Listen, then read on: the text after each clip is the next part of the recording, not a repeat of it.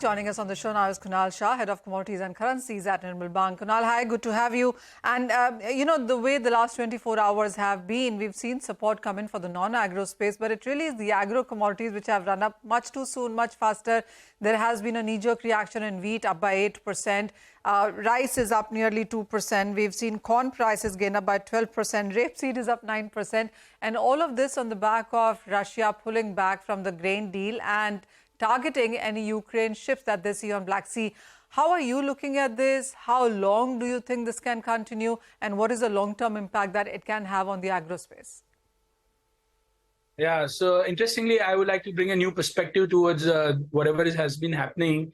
We are already amidst of Cold War. So if you see, ever since the inception of the Russia's war with Ukraine, this is intensifying. Russia, China on one side, NATO allies on another side, and it seems that no one seems to be in any mood to do any sort of negotiation, and the Cold War scenario seems to be increasing every day. It's a similar scenario with what happened during the Cold War. And looking at the perspective at the time when Western economies are trying to bring down the inflation, at the same time, suddenly the grain deal is off the table right now. So agriculture commodity prices are going to shoot up. That's what happened, and it's going to shoot up further.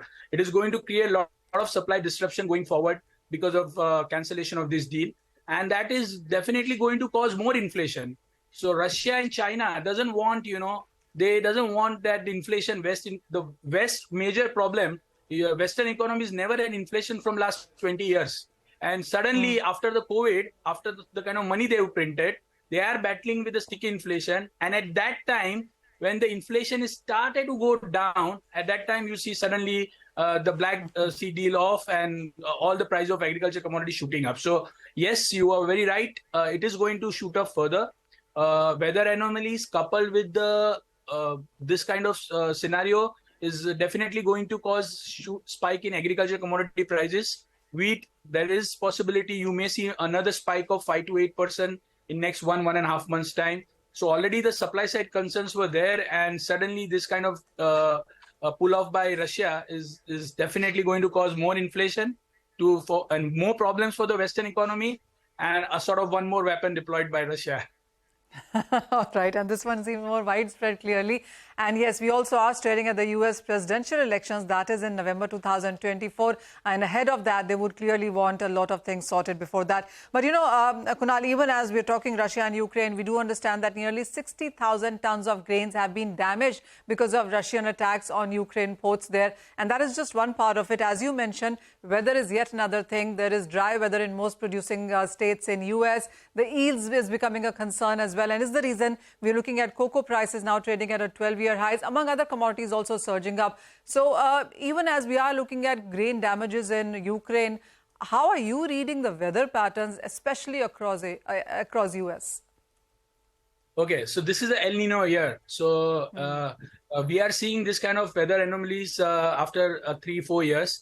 So this is a good news for US and the South American agriculture commodities production, because during this El Nino year, the Asian continents are likely to witness dry and hot weather, and you may see abundant rain in all these South American nations where the soybean, wheat, everything is produced, and including US. So from the weather point of view, it's not a big worry for a country like US right now. That is going to remain in their favor. El Nino is definitely going to be beneficial for them at this juncture.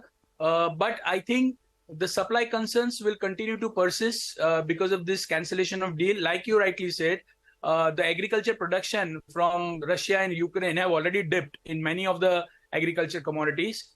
And adding to this kind of scenario will cause a lot of disruption in the entire agri trade. And you may see, our government also may take precautionary steps in days to come. So we may see stock limit or the export of certain commodity may be banned. So we saw that in taking place in rice. So this kind of measures are expected from even Indian government in order to prevent that inflation should not shoot up in our country. So it's getting very trickier, and I think the food inflation because of this deal is definitely is going to shoot up. Okay, all right. Kunal and Manisha, thanks a lot for joining in and explaining the commodity markets to us. By the way, the equity markets are